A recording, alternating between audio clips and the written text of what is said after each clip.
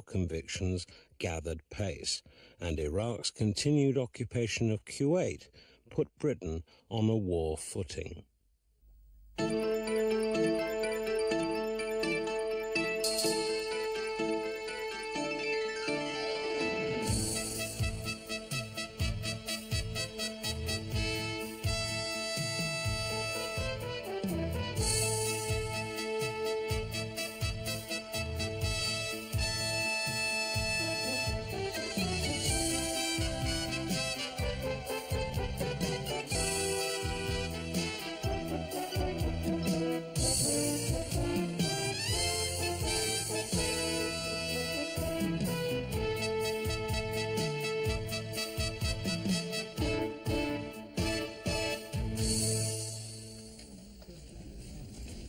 We seem to be running out of angles on how to cover this bloody Gulf crisis.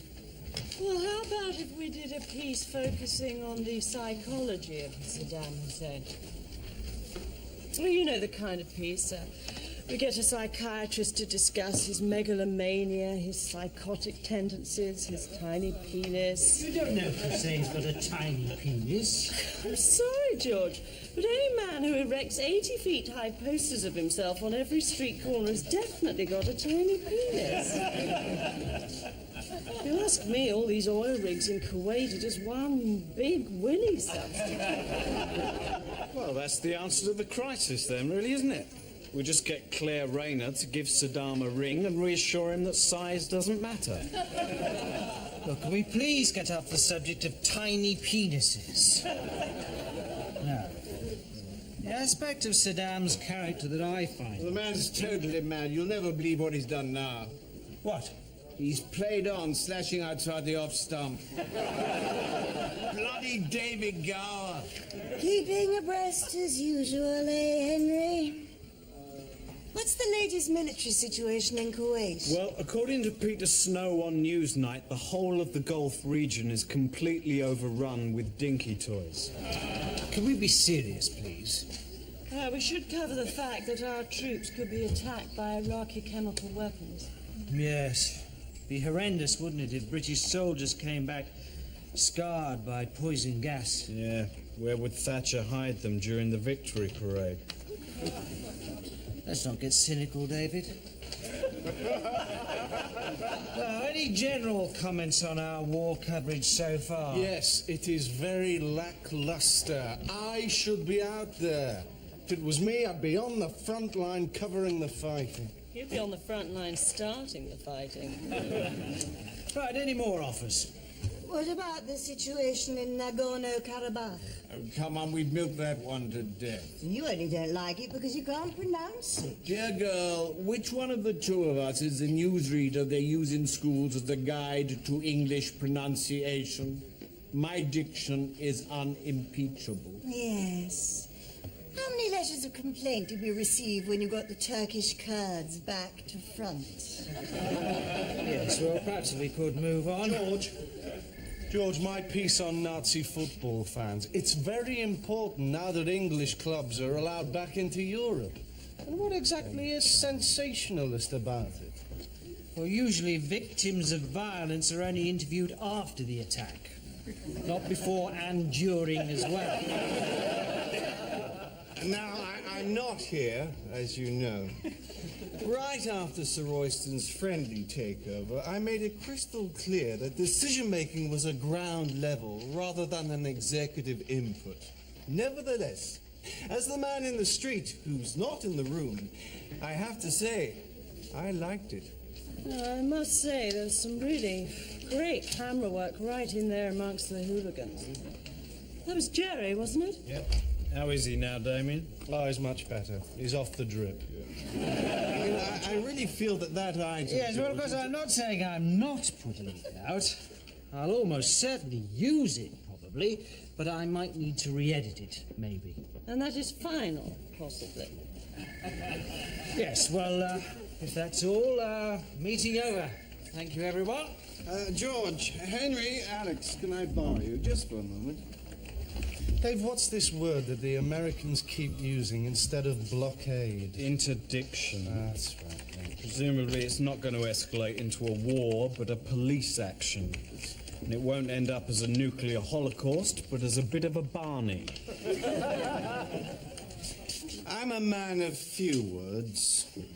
All I have to say is that in my role as a support module to you in the front line of the sharp-end decision-makers, it's been decided to upgrade our market profile by hiring a new newscaster. What? To work alongside Henry. I've not been consulted on this. And provided George is in full agreement, Oh, for God's sake. Who is it, anyway? Sally Smedley. Sally Smedley? Sally is an experienced journalist.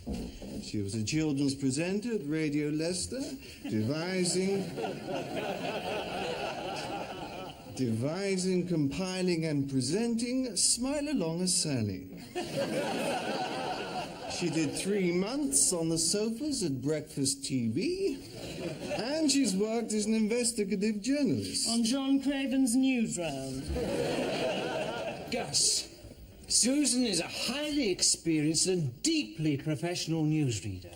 Sally Smedley is A bimbo. No, she isn't. Oh, no, you're right. I forgot. She was expelled from the National Union of Bimbos for being too dim. You've only gone for her because she's attractive. Is she? It certainly is. Henry, try not to drool on the photo. Well, I suppose she is quite good looking, but if anything, that counted against her. The real question is... Does little Miss Nagorno-Karabakh out there stay?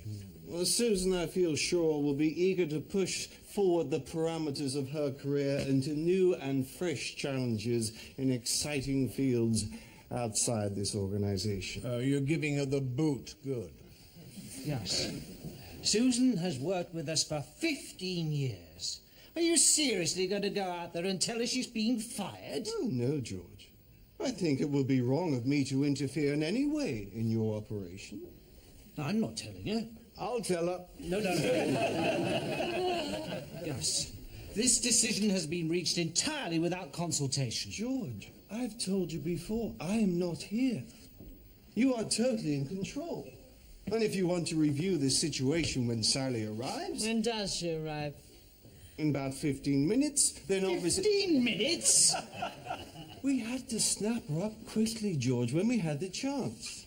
But she's only here for a trial period. And if at any point you say she goes, she goes. All right, but I'm holding you to that.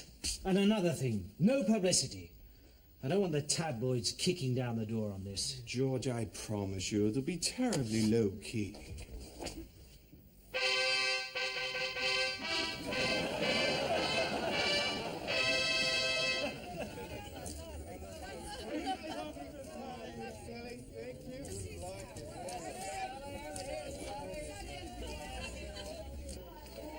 Very low-key. I'm surprised Gus didn't hire the Red Arrows. Oh, they're fully booked, apparently. Well, I suppose we mustn't prejudge her. Maybe she'll turn out to be really nice. Maybe she'll fit in well with the team. Maybe she's Mother Teresa of Calcutta in disguise. But I don't think so. What's that? Nothing. What are you running a book on now? It's Henry's first words to Sally. It's 7 to 1, you're an attractive woman. 10 to 1, if I said you had a beautiful body, would you hold it against me? And 1,000 to 1, fancy a shag. Where is Henry, anyway? Having a drink in his dressing room. Oh, well, in that case, fancy a shag's down to 10 to 1. Dave, you're wasting off his time, you know. Absolutely. I'll have a fiver on you're a very attractive woman. You know, I've always said it. If you're nice to them, they'll be nice to you. Oh, you're so right, Gus. And I was saying as much to Princess Di only the other day. Isn't she delightful? Yes, isn't she? I met her at a charity fashion show, Frocks for Famine. I auctioned my hat for Eritrea. Sally Smedley, George Dent. George? the man who makes the decisions. Dave Charnley, Dave? Damien Day, and Alex Pates. Oh, hello, Alex. Wouldn't be a darling give me a cup of coffee, would you? You're right, I wouldn't. I'm the assistant editor, not the coffee fetcher. Oh, I'm sorry. Fancy mistaking you for an underling. Can't imagine why I did that. Anyway, who's next? Henry Davenport, Sally Smedley. Pleased to meet you. What's a nice girl like you doing in a place like this?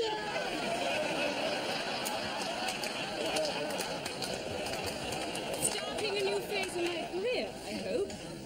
I'm an experienced journalist. Follow and up I that can- bomb in Nagorno-Karabakh. Ah, the Russian place. What did I tell you? The next Peter Sissons.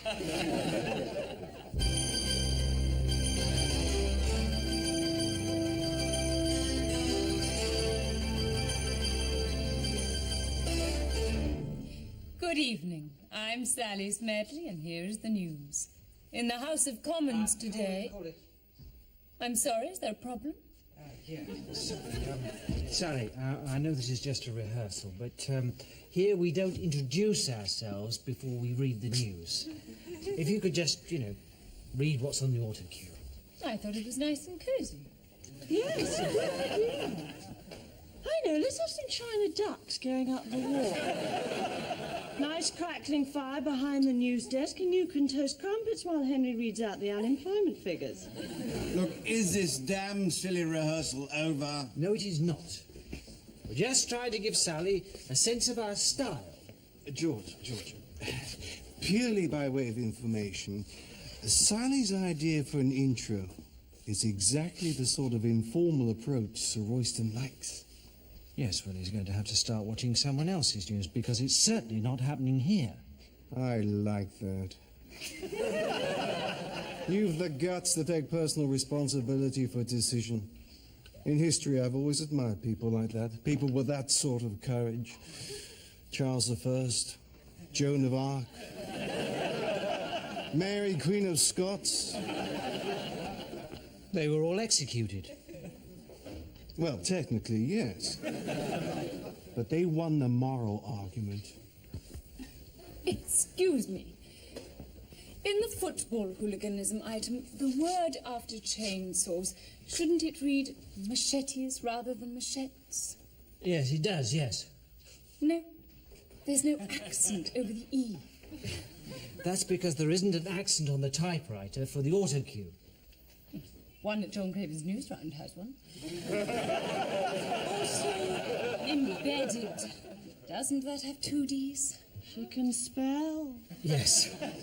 Because otherwise I could read it out embedded in his skull. Wouldn't be very good, would it? Sound very silly. Yes, Sally. Thank you very much. George, big problem. That football club are claiming that Damien got those supporters drunk deliberately. Oh, God. Look, that's all for now, everybody. Thank you, Sally. Right, well, if anyone wants me, I'm at Hatchard's launching my book. Your book? Yes. It's all about how the successful woman today can keep fit but stay feminine. I'll bring you back a copy, Alex. Thanks. Alex, we got a leak on the Guildford 4 inquiry. The Somerset and Avon police say there's a prima facie case against 4 officers. You won't get convicted, though. Why not? You can't trust police evidence, can you? I think it's a sad reflection on the intellectual capacity of our police force that they can't frame 4 innocent people without making it completely bloody obvious. Yeah, there is a whisper going round that they're very close to arresting an IRA cell. All right, have you got names? Oh, no, they haven't decided who yet.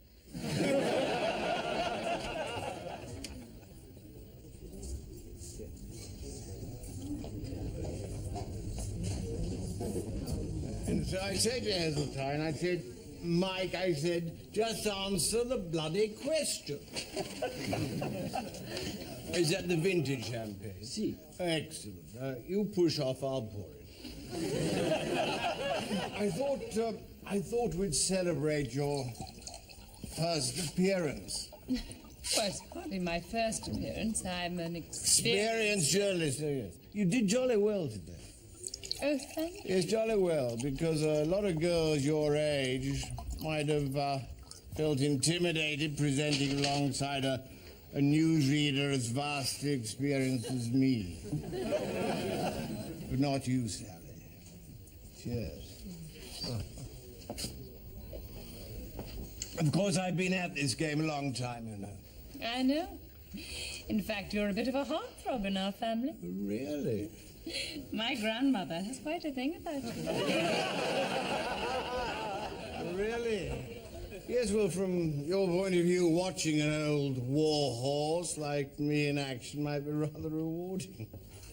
Did you see my interview with Heath in '74? No. Took him to bits. A lot of the commentators said it was me who cost him the election. Really? Yes. Do you know the secret of political interviewing? No. You must listen very carefully to what they're saying. You must try and understand their point of view, and then you must ask yourself the crucial question: how can I stitch up this lying bastard? Now there. I mean, some people would pay a lot of money for that sort of advice. Yes.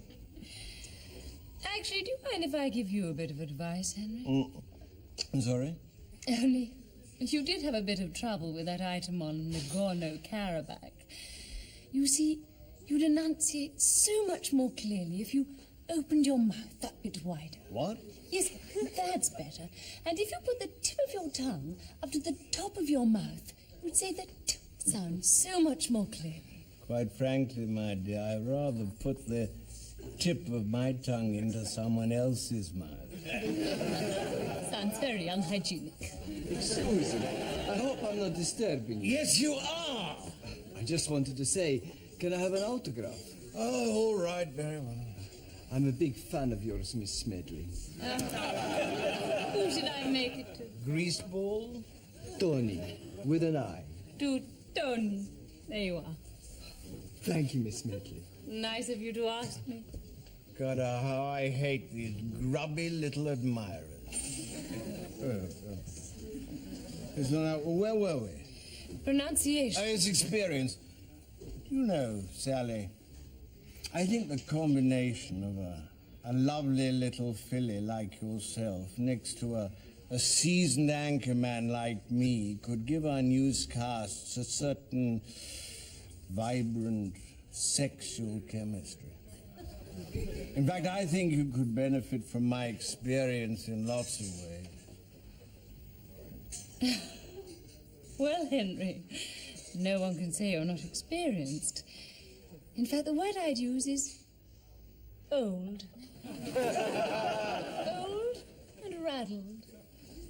Old, raddled, pushy, arrogant, and quite frankly, so physically repugnant, I'd rather go to bed with a one-eyed syphilitic warthog. God, I do love it when women play hard to get.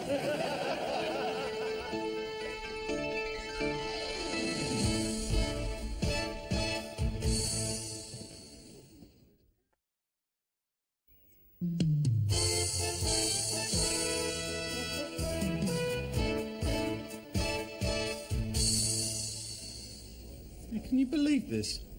They're talking about putting up poll tax to make up for the selfish gits who haven't paid any yet. You haven't paid your poll tax. Oh, yeah, that's different. I'm not paying on principle, because I feel it's a pernicious, undemocratic tax that penalises the disadvantaged in our society. And even more importantly... You're skint. Correct. Is in the tabloids? They're still leading on Princess Di wears bikini shock horror. Henry's Fracas and an Italian restaurant. They've all got it. Look. What? Newsroom Romeo's restaurant row. Headline Henry's hanky-panky havoc. And when the Sun's got fork off. Why? That's what Sally stuck in his hand, apparently. There's a photo of Henry looking completely smashed. When was this taken? Any night in the last 30 years.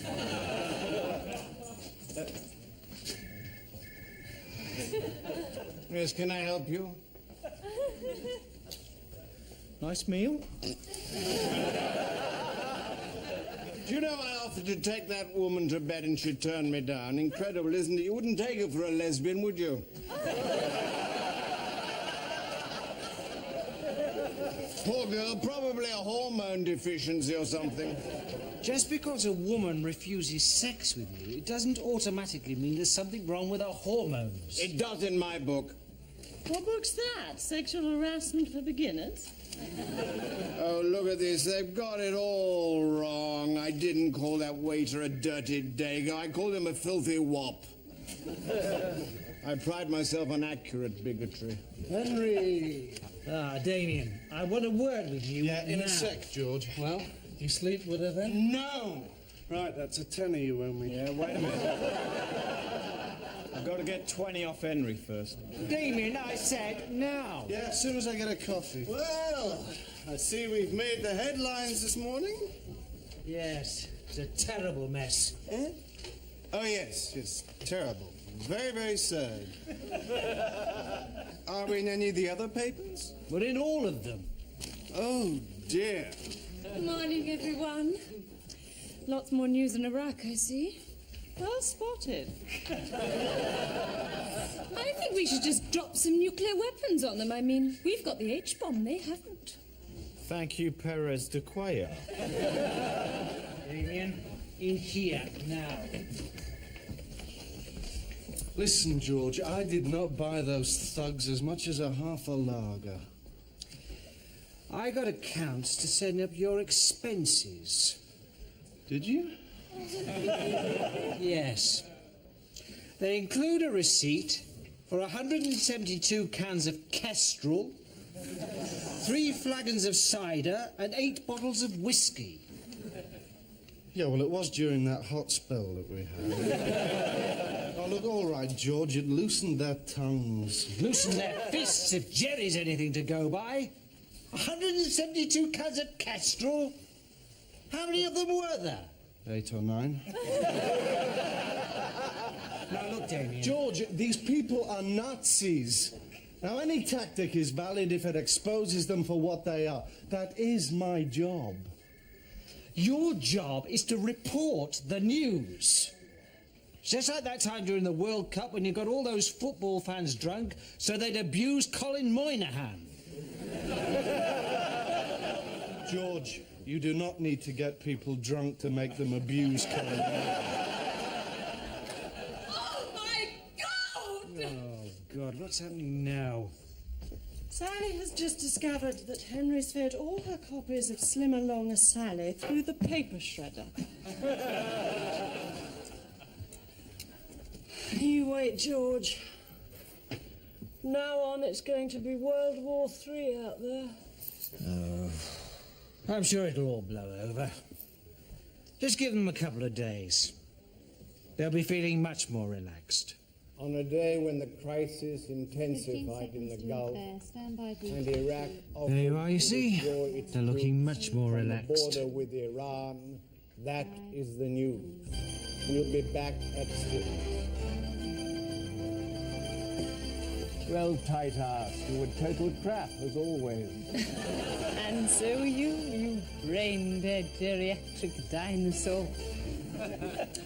That car's got to go. She is useless. Yesterday we were discussing the cabinet and I asked her what she thought of Portillo. She said she'd been there on her holidays, but she preferred Amalfi. She's a monster. I mean, she's been here 3 days and already she's called Martin in Sound a tone-deaf retard. And she wants Gillian and Makeup fired because she says she's too ugly. Yes, look, I do understand a lot of your complaints. However, Gus has just given me a set of overnight figures which would seem to suggest she's increasing our ratings considerably. Oh, right, which is obviously the prime consideration. I know, let's get Mel Gibson to read the news in a black leather jockstrap while Patsy Kensit simulates sex with our new weatherman, Arnold Schwarzenegger. Look, George, it's no use trying to pretend this isn't happening. Now, Gus said she was here for a trial period and the final decision was yours. It's time you made it. George, Alex is absolutely right.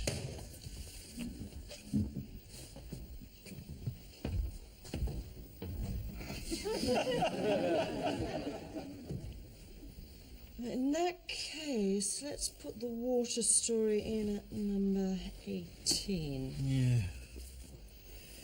This hosepipe ban's driving me mad. I hope it ends soon. On Sunday, Margaret got me to make 42 separate trips round the garden with a watering can. And every time a helicopter flew overhead, she ran out and shouted, "Stand still!" Anything else? Yeah. Another rise in the number of suicides in prison. Well, that's one way to reduce overcrowding, I suppose. Number 32. George, Skipper, you wanted a word. Oh, yes, Gus. Look, he wanted to tell you that Yes, he's made the okay. decision. I'll handle this. Thank you, Alex. Yes, I wanted to tell you, Gus, that I've made the decision over Sally. I feel she's wrong, she's unpopular, and I feel she should go. Fine, George. Well, you're the editor. Yes, well, that's right, I am. I mean, she's difficult, and very rude. Everyone hates her. She's totally despised by the staff. She's deeply unpopular with the... Now the big statement from President Bush from inside a bunker. A bunker? Yeah. Just off the 13th green. When the going gets tough, the tough go golfing. Hey, great news about the bonus. Thanks. Want a cup of coffee, Sally? No, don't worry, I'll do it. What bonus? Didn't I tell you? Everyone's getting quite a substantial bonus. What for? For the ratings going up. I've memoed all the staff saying with Sally's arrival putting up the viewing figures, I felt everyone should benefit. It's nice to see so many happy faces, isn't it? Now, you were saying about firing her. Yes.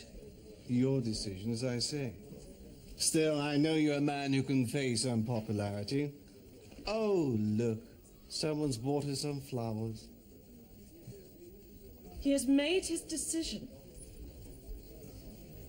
How about extending her trial period? For how long? About 3 years? Certainly not. Okay, George. But when she goes, bang go the ratings and bang go the bonuses. But don't worry, I'm sure the staff won't hold you personally responsible. Look, George has told you, Gus. Yes, that he... Gus, that's right. I'm not taking Sally on for 3 years. 2 years. All right, fair enough. You're a great decision maker, George.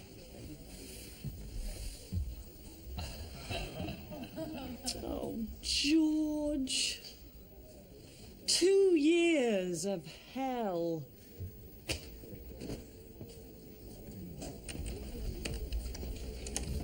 George, I just had a shopkeeper on the line. He says last week Damien wrote him a personal cheque and it bounced.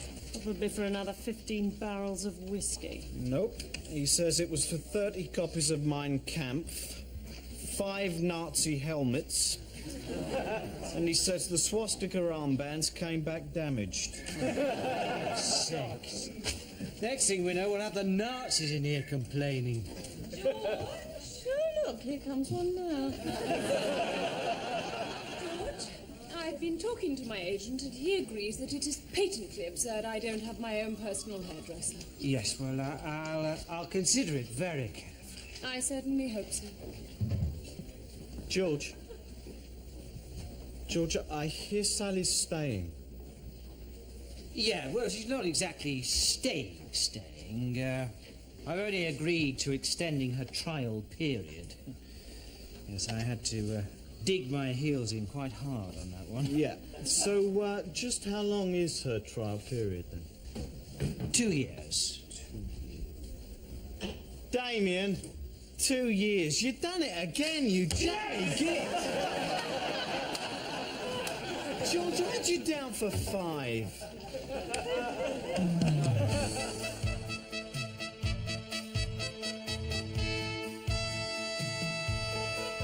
Alex, I'm not totally happy with our wording on the Lord Denning item. We're just reporting the facts, Gus. But he comes across as senile and totally bonkers. We're just reporting the facts, Gus. Look, Denning says it was just a bit of fun. And besides, he's making a perfectly valid point about capital punishment. I mean, all he's saying is, if the Guildford Four had just been hanged, then everyone would have been satisfied. I think the Guildford Four would have been very satisfied. They'd have ended up as the Guildford Naught. Look, Lord Denning is an institution. It should be in an institution. So I don't think we should be too provocative. I'm sure there are other equally important stories we could lead on. Oh, of course, yes. I know. How about Prince Charles hugs woman?